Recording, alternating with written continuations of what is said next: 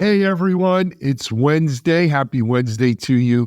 You know, we're less than 2 weeks away from the official election day here in the U.S. Some of us have already voted early, but if you haven't voted yet, get ready to vote. If it's not too late to register, because you're not registered, do that too. But we're going to be discussing deepfake politics, quantum computing threats, and Microsoft joined the list of AI agents. I thought they already had a float in that parade. Anyway, you're watching Techstrong, gang.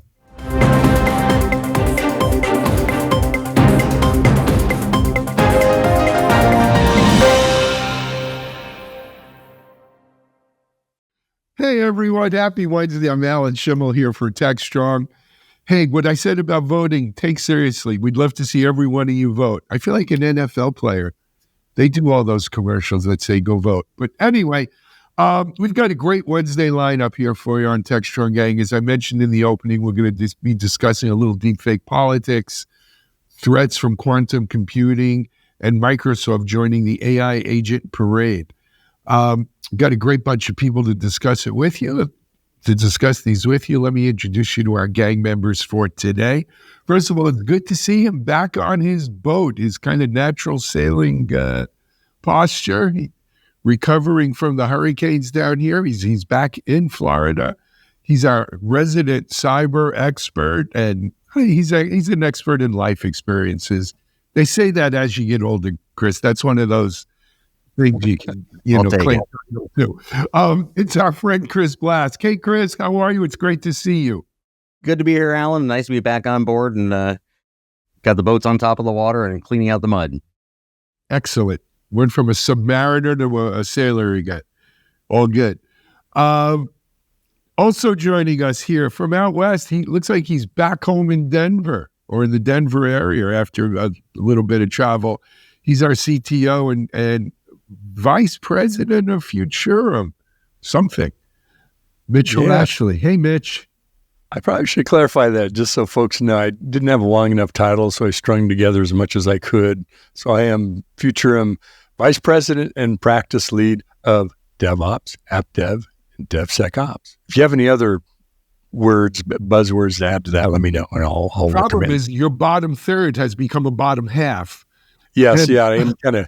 It's getting a little tight in here. We may have to go to some initials on this. Okay.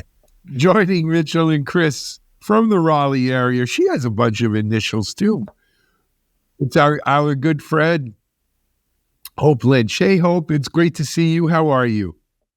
Great to see you as well. And no storms on the horizon here. So same here, Brad. Let's hope smooth sailing. But Hope, remind people, I know you're doing some consulting now.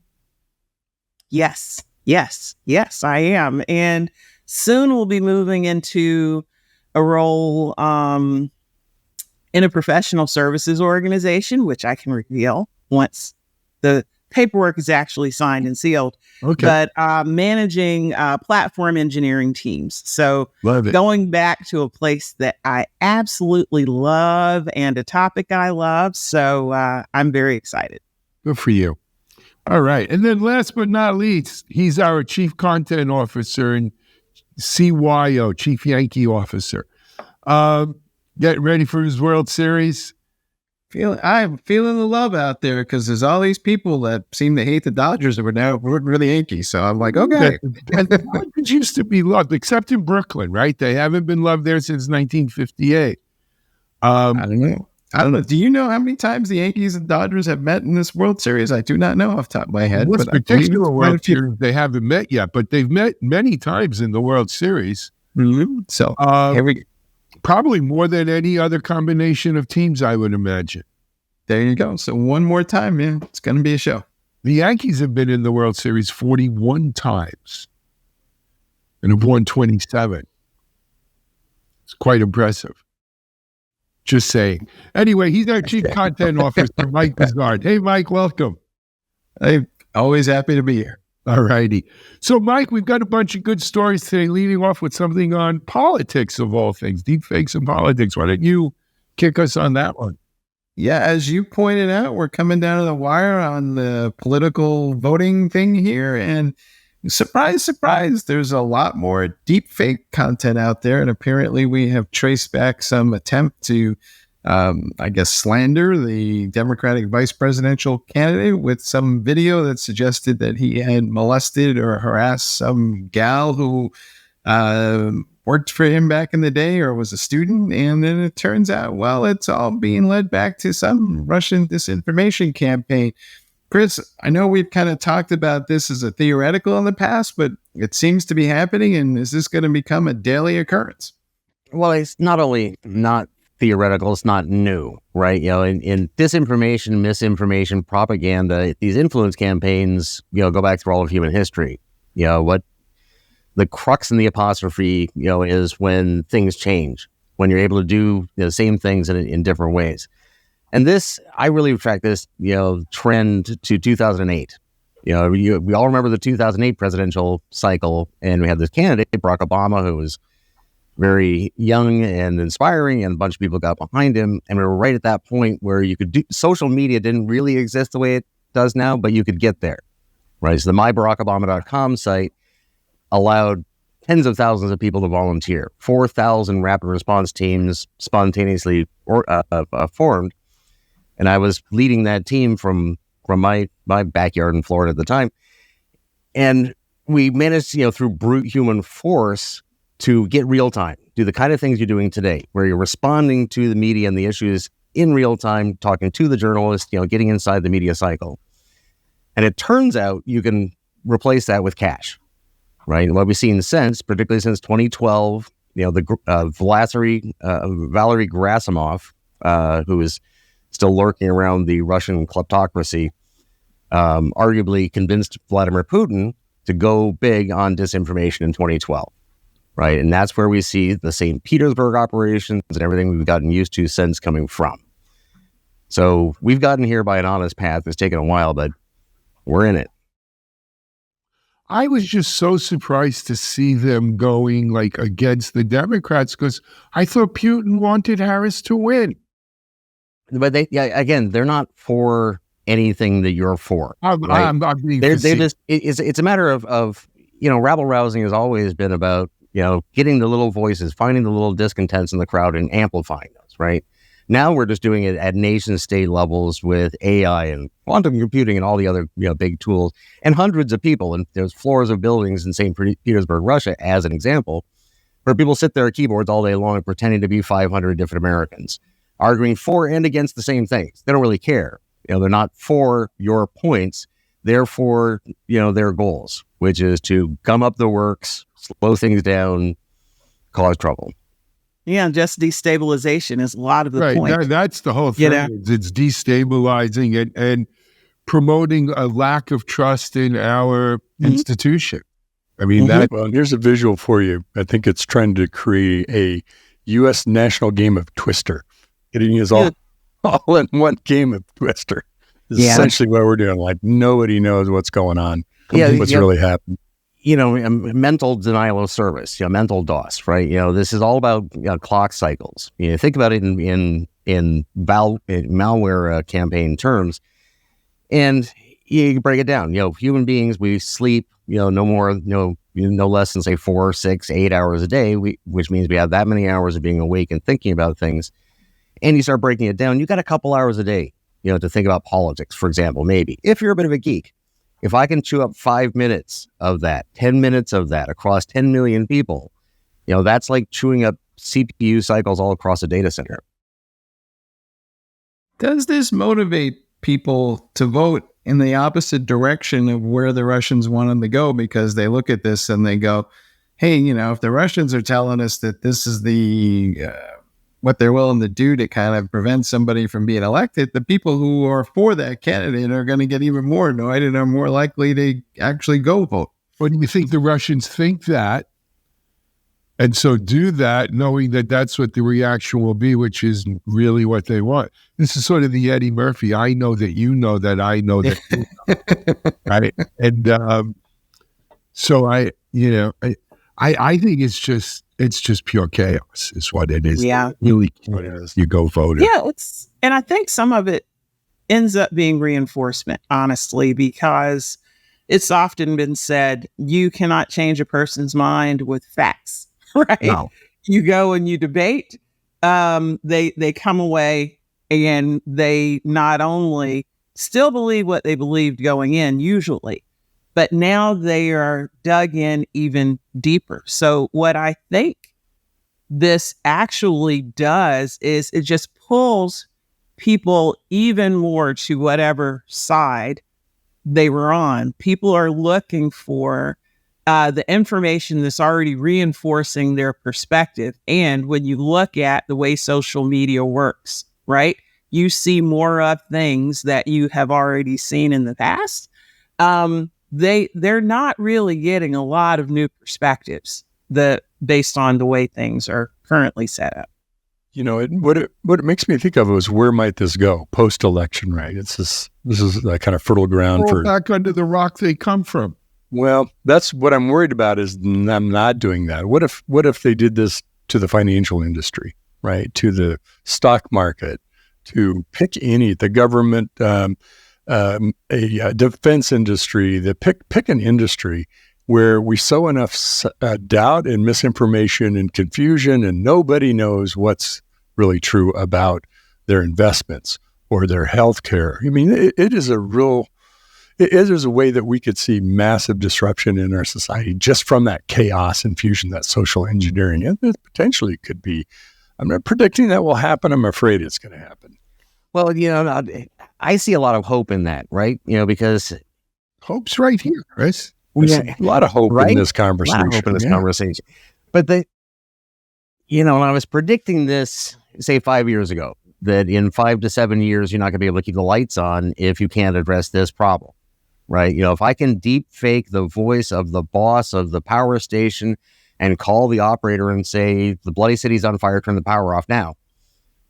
And I can do that casually, which I can pretty well do today.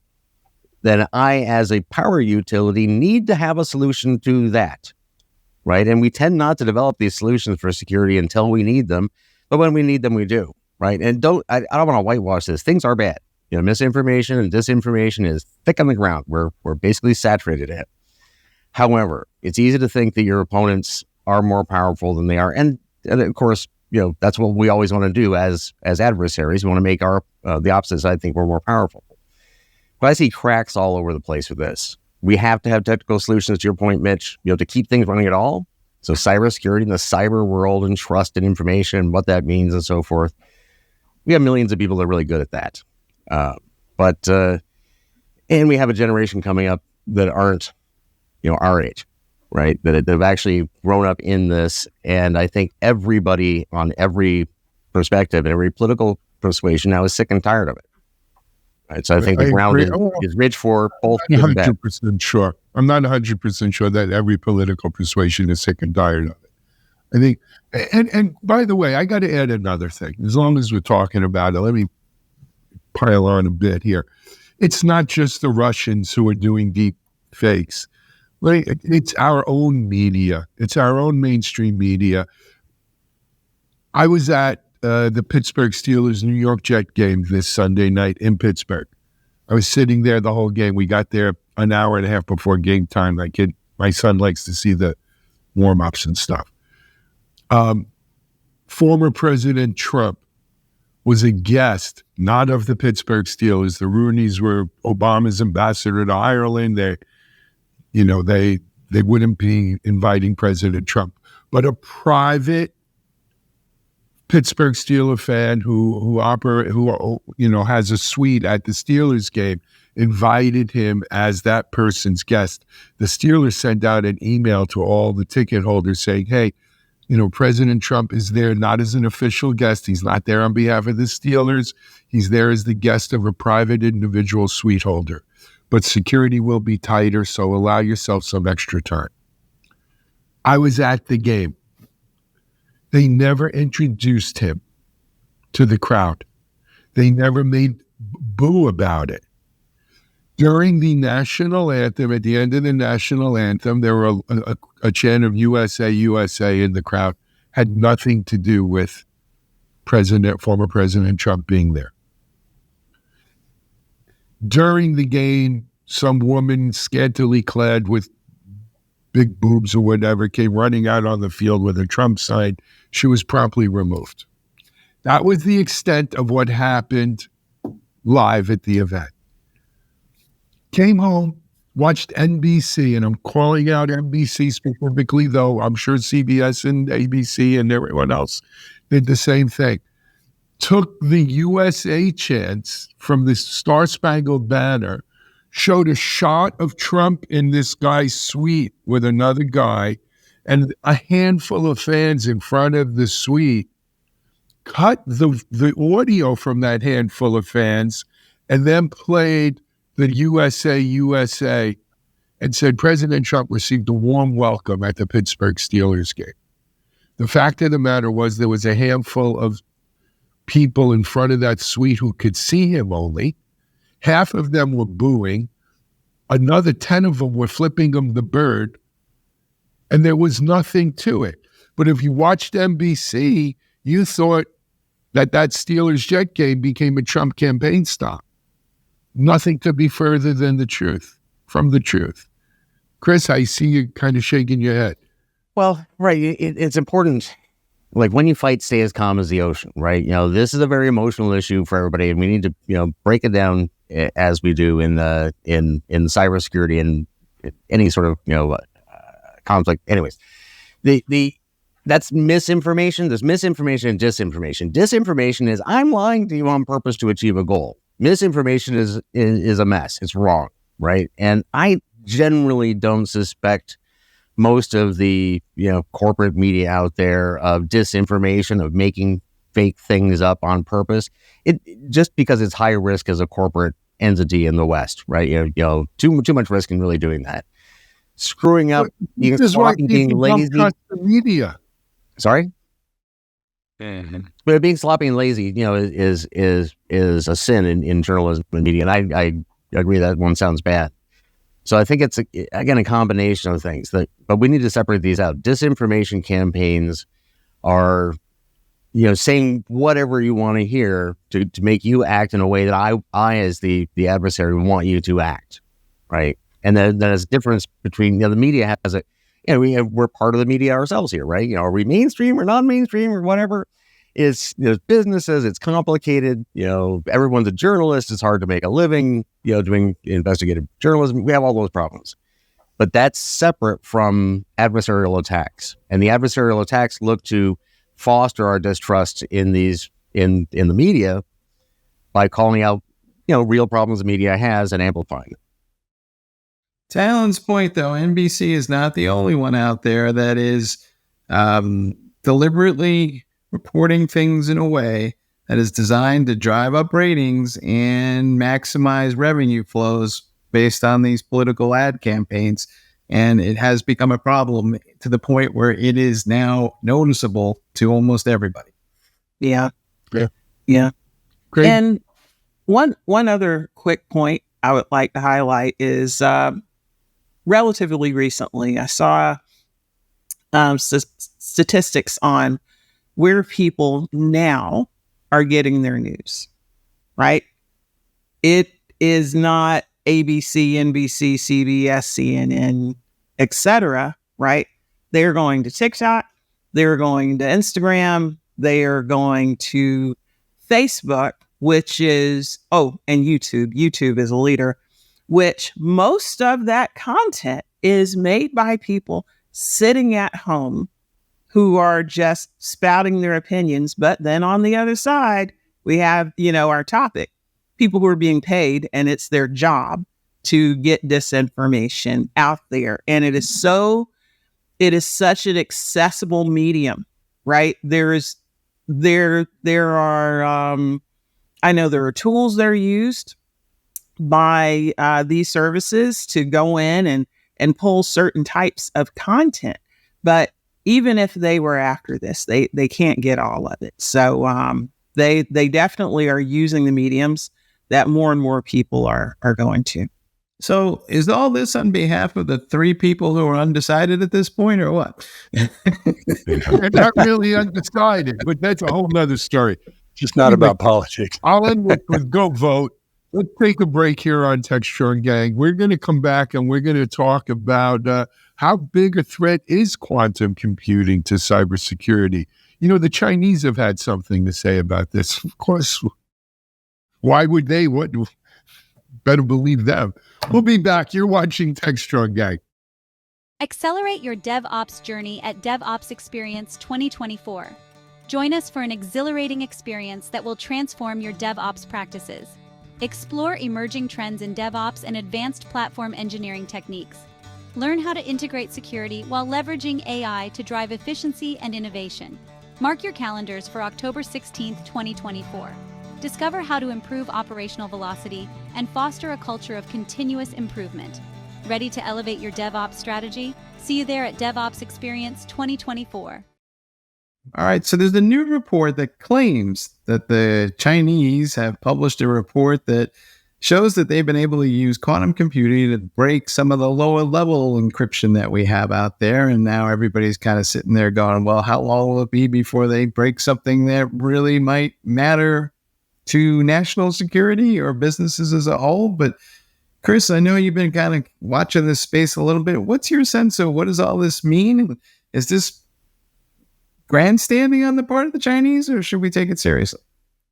Well, we should never forget Bletchley Park and Alan Turing. And anybody who doesn't know that reference, there's great content out there, great movies out there, and so forth. The Imitation Game was the most recent movie about all that. But in World War II, a group of folks basically invented the computer and broke all the codes, all the access codes. So the Allies were reading all of the German and Japanese radio signals from that point throughout the rest of the war. And it changed everything, right? So those things happen. And it was because the information security tools to that point were not up to the oppositional tools. Quantum computing is a big bloody deal, right? And like the last topic, this is, don't panic, but take it seriously. But yeah, at some point in the future, everything that's already been encrypted won't be encrypted anymore because you'll be able to break it. So we have to have, the counters to that. And I think just ending on a optimistic note for our team, basically, nobody would be bragging about something if they didn't have a counter to it themselves, right? So the counters exist. So, Alan Schimmel here with the good news. For once, or for one of the few times in my lifetime, I think our government is out ahead of this, specifically the folks at NIST, the good folks at NIST and MITRE. They have had working groups in place for quantum computing quantum-proof algorithms for encryption for years. I've been working or interviewing. I haven't worked on it. I don't want to get accused in some deep fake thing that I was a sergeant major or something. But I've followed the work of NIST and the company in a private-public type of environment, working with companies like DigiCert and some of the other certificate providers. And they have released quantum-proof algorithms for your basic kind of RSA token. They used to call them I don't know if they call them RSA anymore, but your SSL certificates, that kind of algorithm for encryption. And so, whether or not how real quantum computing is today, we can talk all day. When will it get mainstream? Again, we can probably spend a couple hours talking about it. But I will tell you, I do believe we have quantum-proof algorithms in place. And some of the, like Akamai and Cloudflare and some of the others are already starting to incorporate these, as well as some of their certificate folks like DigiCert and some of the other big one. I forgot the other big one that I interview all the time. But they're already incorporating quantum-proof algorithms into their certificates. Yes. So DigiCert, we could do it. DigiCert was at Security Field Day 2 weeks ago, very much. And this was one of the things that we're talking about. And very much, this is we've known this is coming. We've talked a lot about it. There's been a lot of research and experimentation as quantum computers actually arrive on the scene that we can work with. And there are I don't know if you call them quantum proof, but quantum focused algorithms for encryption that make it just as difficult to crack, if you will, than current algorithms for it. So I think we kind of see the convergence. This is one of those line points in the distance where the two lines just start to meet it at some point, and we're very much close to or at that point where we're starting to meet it. I think there will still be a lot of variation, experimentation, new things that create, because we're just beginning to figure out what can be done with quantum computing. And encryption will very much go through that innovation cycle in parallel. Mr. Good News, do you think anybody's actually listening to the government and the fact that they have all this encryption, or are we just going to have a big, broad panic anyway? Well, we will have that Y2K thing going on, right? But that being said, the people who are listening are the people who can do something about it. The certificate companies, the encryption companies.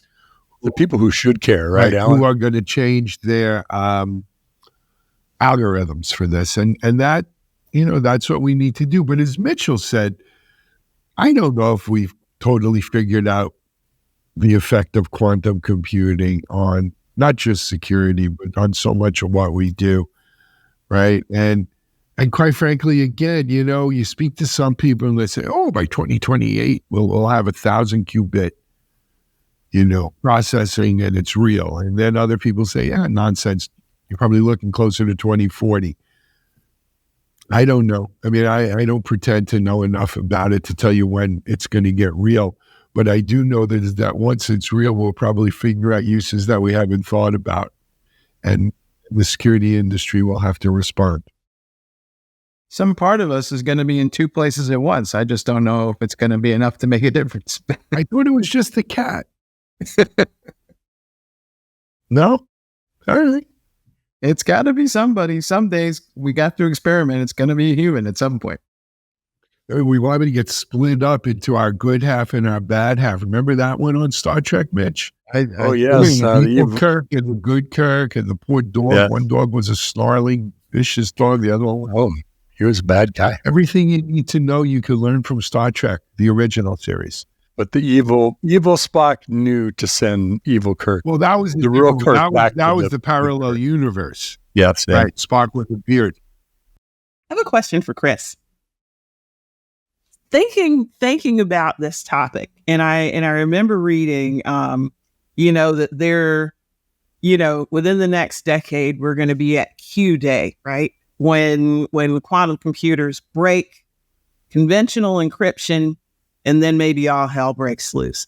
But I remember, I'm old enough to remember when I was working in some organizations, and it was SHA-1, and then you have to migrate to. It took forever, across different companies, across different industries. I know people now who still aren't using two-factor, much less using the identity services that are provided on Google and Microsoft now, so that you don't even have to get a code sent to your phone. I just feel that this is going to be a longer road than people are predicting, like a much, much longer road. Right. Well, dare I say, it's going to be a long curve, right? The adoption curves, we're used to things rolling out. Like, yeah, I think, frankly, I think this is going to be awesome. I think quantum computing and AI and all these things we worry about are going to be net fantastic. We're going to be able to do things we couldn't imagine. And on the security side, right? So bad guys, our opposition gets the same tools we do. But, with AI and the power of quantum computing 10, 20 years from now, the kind of regimes you can actually run and monitor from a security perspective would be kind of awesome. Right. And we're not thinking through how this is going to play out, though. The bad guys are already aggregating our encrypted data on the assumption that they're going to be able to break it. And in about 5 years, there's going to be some embarrassing content released, because if and when they actually do break the encryptions, they're going to start releasing all kinds of information about both. Never on the plane with that man. It's all misinformation. Don't use the Wi-Fi. Don't pay attention to that. It's all misinformation. Well, we always love a good Chicken Little Skies Falling story, right? So this is the next one. But Right. but here's more some again, Alan with the good news. Here's some good news. What you see companies like Google and Apple and the browser companies moving towards expiring certificates in much shorter. That if Google had their way, at first they're going to go to quarterly expiration of your certificates, and then monthly, and then even less than monthly. The reason for it is it forces you to then get new certificates. And it's not just an evil plot to make the certificate guys more money, but it's an evil plot or a not evil plot to upgrade your certificates that come with quantum proof algorithms. And so like companies again like DigiCert, and I don't get paid by DigiCert to say any of this, though I was a judge at their recent Quantum Readiness Day. But companies like DigiCert, you're laughing. I was, Mitch. No kidding. No, it sounds like you stayed at a Holiday Inn Express. That's kind of. I'm sorry, I just had a flashback. But anyway, where was I? But what like companies like DigiCert is instead of you having to buy a new certificate every quarter or every month, you still buy your certificate for a 2-year period, but every quarter or every month or whatever Google's going to mandate, you get a new certificate. So if that one was compromised or there is some new technology, it's that subscription model versus a point in time.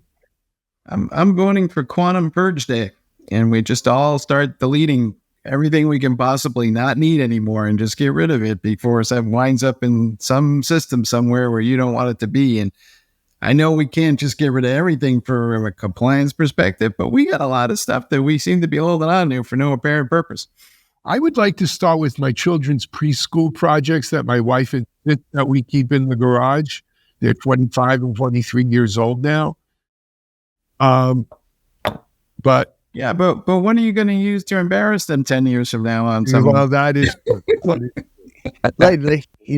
let me give my last thoughts on that. On that note, I think in 10 and 20 and 30 and 40 years, we're going to find out we didn't really care, right? And this is both on, we're all hinting, at the, things we don't want people to see, personal things, but the corporate things. People think their information is more valuable than it is most of the time. Intellectual property is, and to be clear, I take this stuff really seriously. I do security, professionally. However, you got to think about it over time. Do I really care if later on somebody frankly, most of the time, I don't care if my competitors know what I'm doing now. Let them waste their time looking at me while I'll just eat their lunch. Right. And I don't think generations from now are going to be as hung up about being as embarrassed as we are about things, because everybody does them. Right. So anyways, I everything's getting decrypted. All of this, our grandchildren will be going through all of our stuff. And yes, they will be able to read everything, no matter how encrypted it is. They just won't really care. All right. That's what I said when I was a teenager. Everybody does it. Star, shimmel, delete right now. Yeah. I was just sitting thinking in my mind, is there anything else that I should come clean now about? I mean, the impact to me is going to be,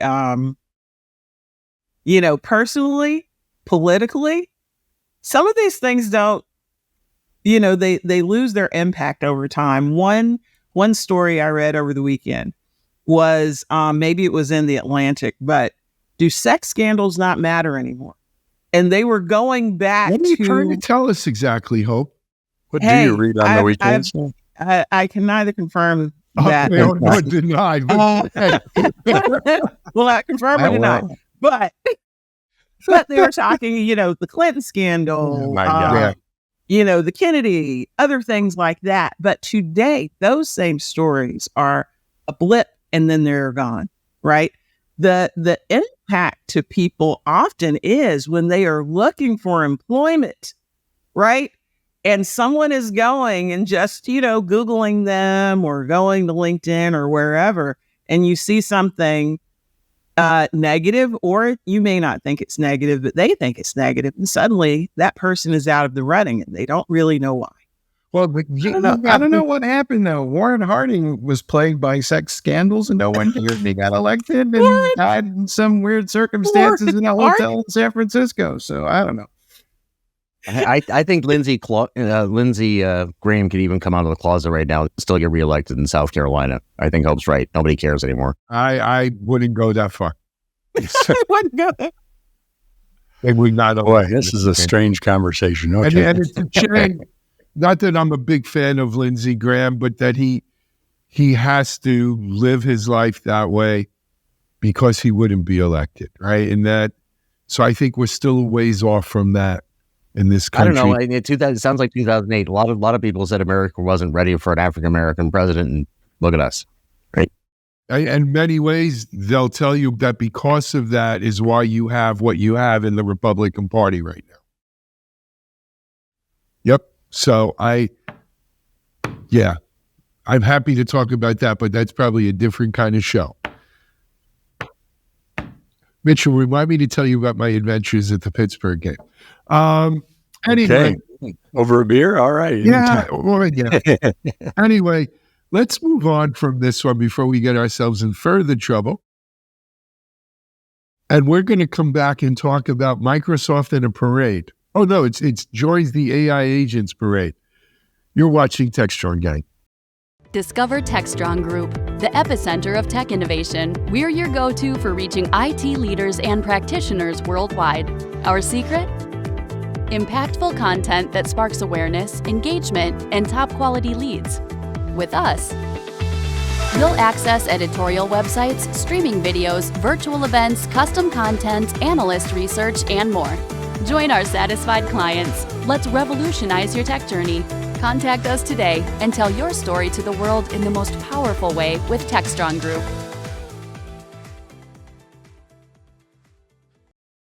All right, we're back and we're talking about Microsoft, which at the beginning of the show, Alan referenced the fact that I thought they were already doing this. Well, yes, they kind of announced that they were doing a beta couple of months ago, and then they announced in London this week that they were going to deliver this next month, and I am sure next month they're going to announce that they were delivering it again, which is kind of part of the Microsoft marketing motion and always has been. But it's interesting to see that they are joining. ServiceNow has its own AI agents, Salesforce has its own AI agents, and there's also even a little startup called Crew AI that you can read about on Techstrong AI has a platform for managing and orchestrating all these AI agents into some set of workflows. And Hope, I kind of feel that that's where the action's going to go. I mean, I'm not sure I want to trust, big companies with all my agents and the management thereof. So I think we want to have agents, but we want to be the ones to manage them. But I don't know what you're thinking. Yeah, I think this announcement by Microsoft is, once again, them making sure that they're staying in the game. They've been doing in my opinion, a pretty good job of that over the past few years. They are often a trending topic. But for this, too, it is enterprise agents. So I know I could have my own home agents working for me, but these agents are going to be used on workflows, making decisions on data in real time. So real-time data analysis. Learn over time what the outcomes should be. So companies that are using Microsoft 365 and Azure, they will be the first ones to take advantage of and capitalize on this. So if I am an organization already using Microsoft's platform, now I can say, is there any way I can take advantage of this for my customer service interactions? What information from those customer service interactions can I analyze? And this, in an ideal world, would shorten the amount of time to get to decisions and other information and remove some of the routine repetitive tasks. But now we go back to, in my mind again, what is the impact on the workforce? I know of an organization where when they got RPA for accounting, they let go all of the lower level staff that were taking care of the tasks that RPA did. So is there going to be another sweep of people who are going to be removed from the company? And then, what are the safeguards for ethical use? I haven't really looked into their documentation yet and seen how their agents are actually working, but I would be concerned about the ethical use of these, data privacy, and if there's any bias in decision making. I think it's definitely a move forward for Microsoft, but I still have so many questions about their agents, and not that I don't about the other companies as well. By the way, all those teams that let go of the people because they had RPA hired them back when they had to do their compliance reporting and couldn't figure out how to get that in place. But that's a whole nother story. It's true, a lot of truth. So I think one thing's about when we're in the phase of AI adoption, generative AI adoption, of moving from productivity tools to now agents. They aren't quite workflow and team productivity, but they're assigning work to agents.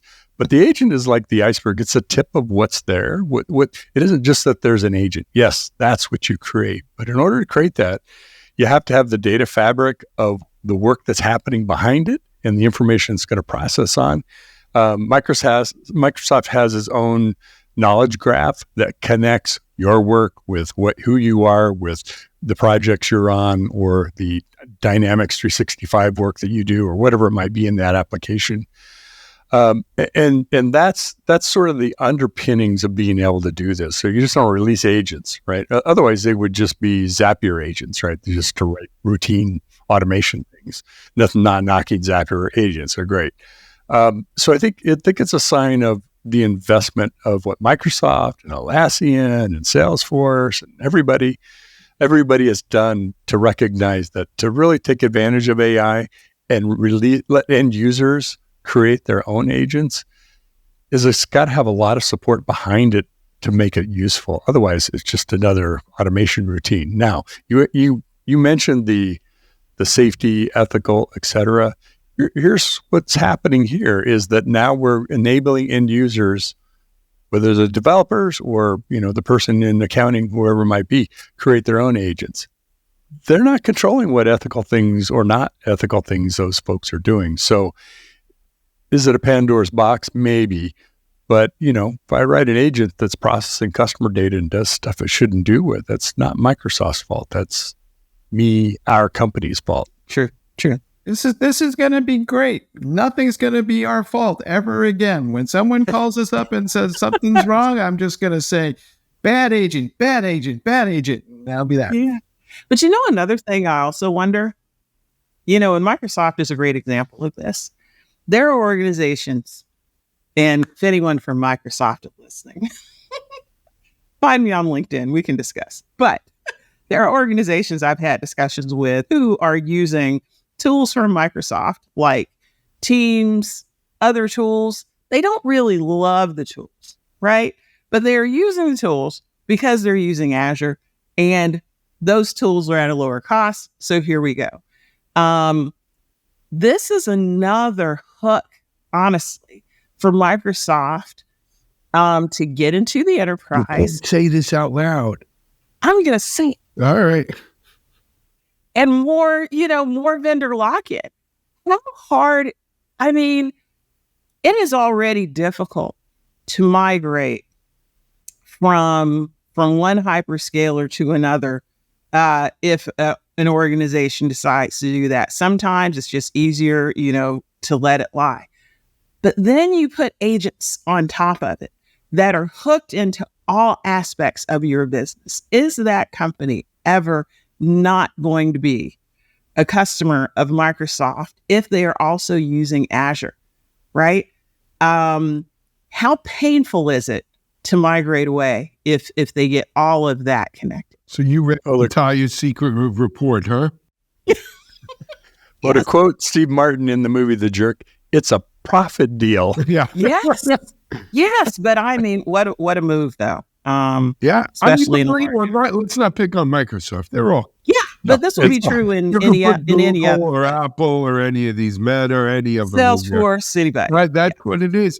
I think it's a tremendous opportunity, Mike, for that company you mentioned that's mentioned in our article because you're going to need the agent to manage your agents, right? Yeah. Because we're all going to have multiple agents, multi-cloud, multi-agents, and we're going to need an agent manager.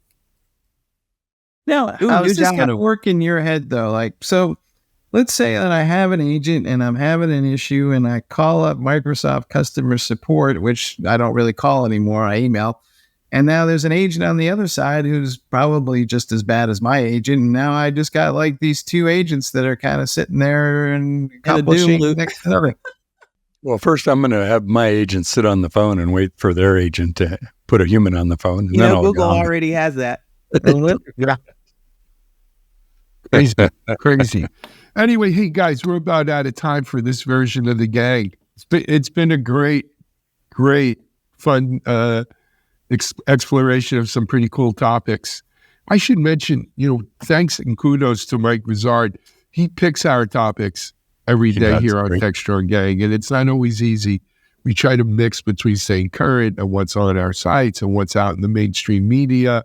And what we think you'll find interesting and what our gang members like. So thanks, Mike, to you for doing that. I will confess, it's the most fun thing I do every day. Well, rumor has it you're using AI to do it now. We just have to pick things that will get us to talk. So it's a hard. skill. It's hard getting Mitchell to talk. It is getting us to emote a little bit here. Chris, good luck with the Twains. I hope to be seeing you sailing down in the next weeks or month. Hope it's great having you on. We'll see you again soon. Mike, Mitch, I'll be in touch. Thank you guys both.